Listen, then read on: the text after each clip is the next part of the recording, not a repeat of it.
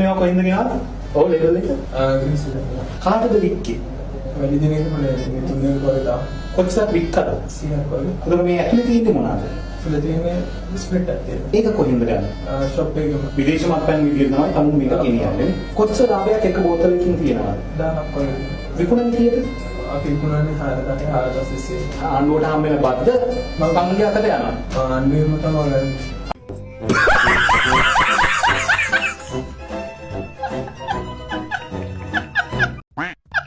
I love you. Get down.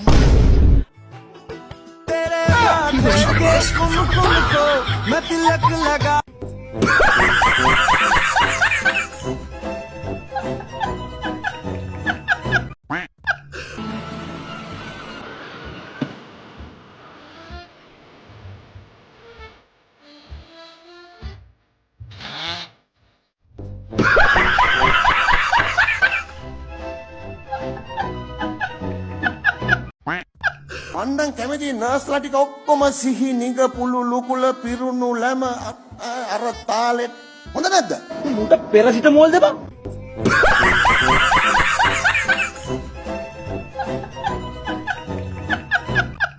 නිකන් හරි මම මැරුණොත් ඔයා වෙන කෙනෙක්ව මැරි කරනවා නෑ මම මගේ නකි එක්ක ජීවත් වෙනවා. එතකොට මම මැරුණොත් ඔයා මොකද කරන්නේ? මාත් ඔයාගේ නකි එක්ක ඉන්නවා සුදු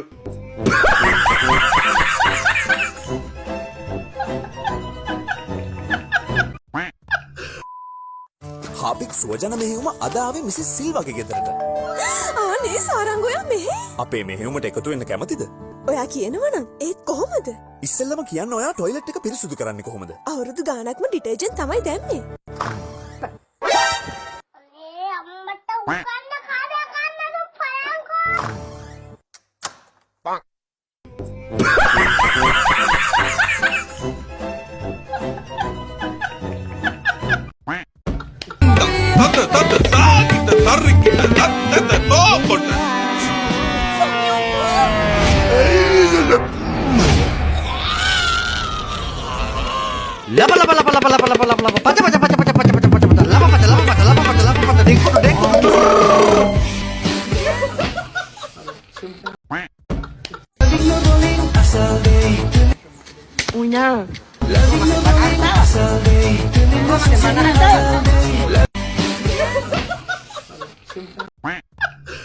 මේකි නම් කොටාගේ දුවෙන්ද කොහෙද? ඈ ටීවී එක ලස්සනයි.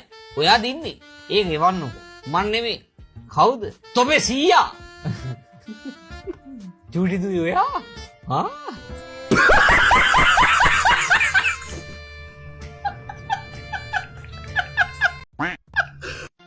විදුලිය අනුපිළිමස්යෙන් භාවිත කරමින් තම කර්මාන්තය රැක ගැනීමට උත්සාහ කරන බේකරි නිෂ්පාදන අලෙවිසල් හිමියෙකු පිළිබඳව ගාල්ල අක්මීමන ප්‍රදේශයෙන් වාර්තා වුණා.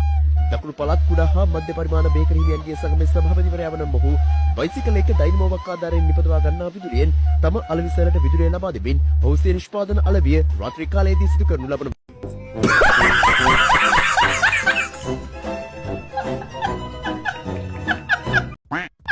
උපුටා ගැනීම LTTE සංවිධානයට එරෙහිව යුද්ධ කිරීමට තීරණය කළේ එකල ශ්‍රී ලංකාවේ විධායක ජනාධිපතිවරයා වූ මමය. සෝමවංශ තිරලාලේ ජනතා විමුක්ති පෙරමුණ අපිට උදව් කරානේ මම. පළවෙනි පළවෙනි ජනාධිපතිවරණයේදී මට උදව් කරා. එතකොට සාකච්ඡාවකදී ඇවිල්ලා කියනවා ගහන්න. දෙවන්තිට මට අහන්න ඕන මොකෙන්ද ගහන්නේ කියලා.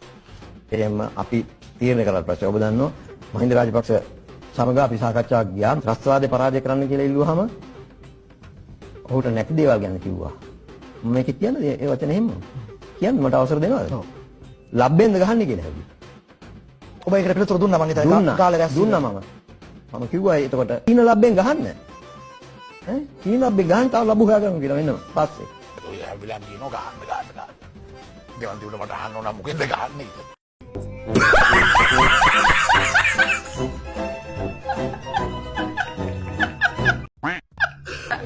අම්ර කුමාර අපේ නායකයා මහින්ද මහත්තයාගේ මහින්දකට හරි ඊරිලා කරි වුණොත් දැනෙනවා ඒක.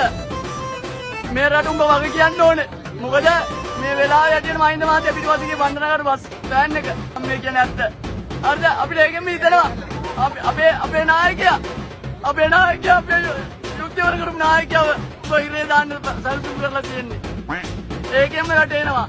අන්න කුමාර අපේ නායකයා මා ඉස්පිතාලේ ඇඩ්මිට් වෙන්න මොනවා කරත් කමන්නේ මේ කියන්නේ ඇත්ත. මොකද උඹ වුණත් අද රජපුටු ඉඳගෙන ඉන්නේ. මහින්ද මහත්තයාට පින් සිද්ධ වෙන්න. මේ රට මේ විදිහට ගෙනාවේ මහින්ද මහත්තයා. හැබැයි උඹේ පුඩු පවුලටම හත්පුඩු පුරම්පරාවටම එන ගහනවා. දැනෙනවා ඒක.